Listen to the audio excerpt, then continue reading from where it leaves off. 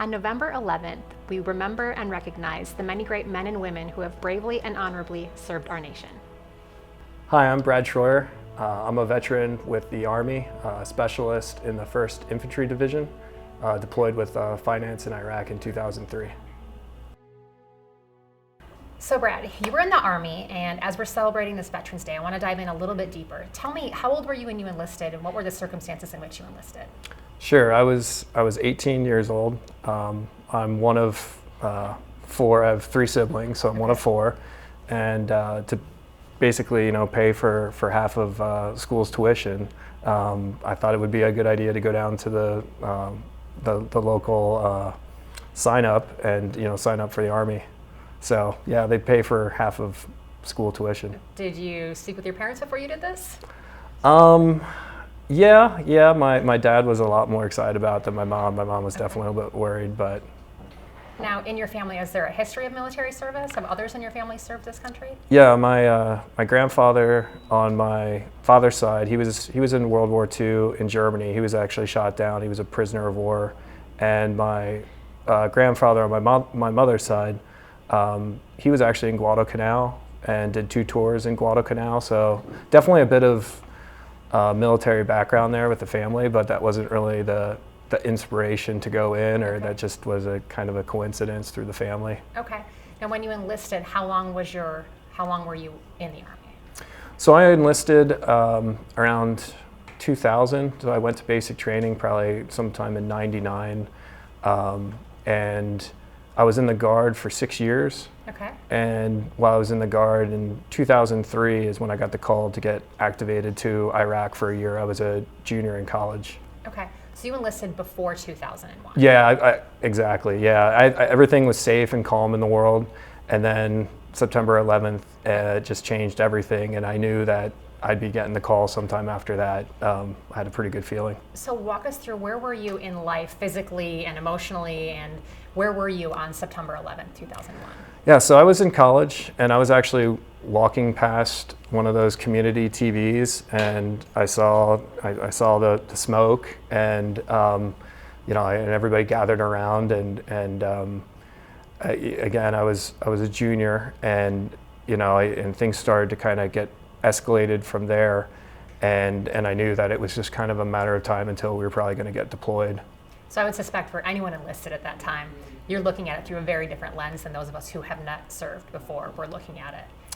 You know that you were being in the Army, at any point you could be called, and when something that horrific happens to our country, you're seeing it through a much different lens. Yeah, especially since the last thing before that was Desert Storm, which really was, we were pretty much in and out, and there hadn't been a whole lot of conflict for many years up till September 11th. So it was kind of there was definitely a time of peace in between there. So it was, yeah. So with respect to what's being classified, what can you tell me about your time in Iraq?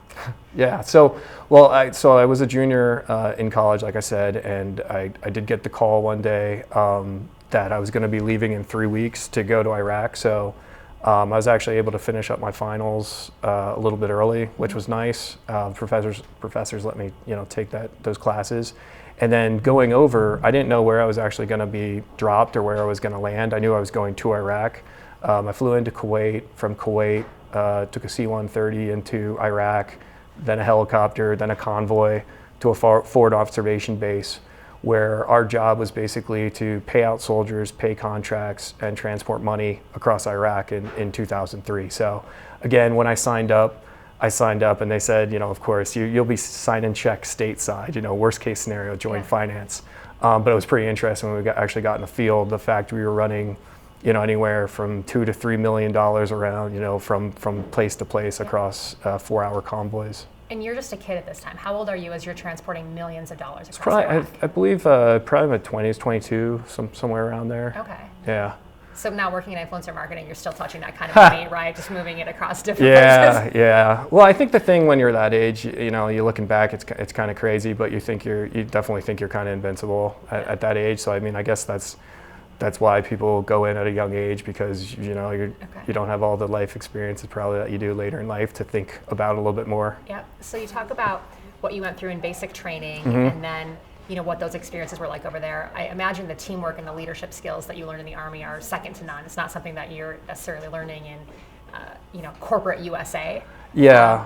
What did you learn? What type of skills and leadership and teamwork can you bring to your role here at Find Your Influence?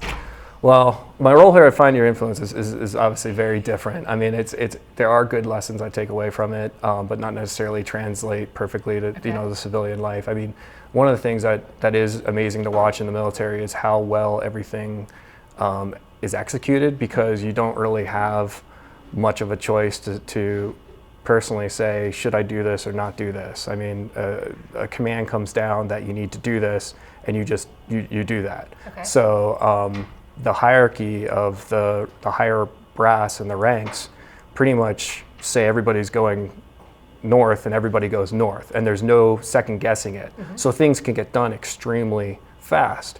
And it is kind of interesting to see such a well-oiled machine. Now, my role here at Find Your Influence, I'd say is probably a little bit more disruptive than that. Okay. I'm probably the one who is often saying, we're all going right, maybe we should go left.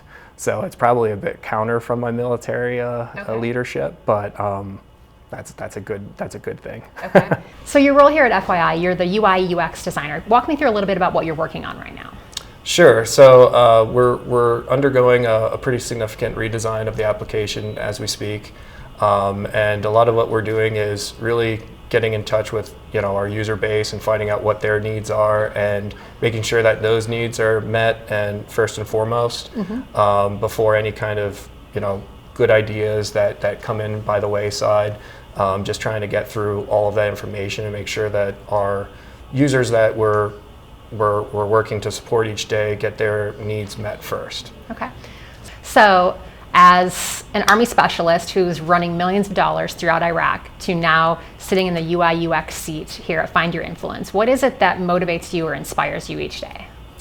So what inspires me is really trying to kind of educate the people around me as I'm working on a project, to get everybody kind of beating to the same drum of simplify the experience.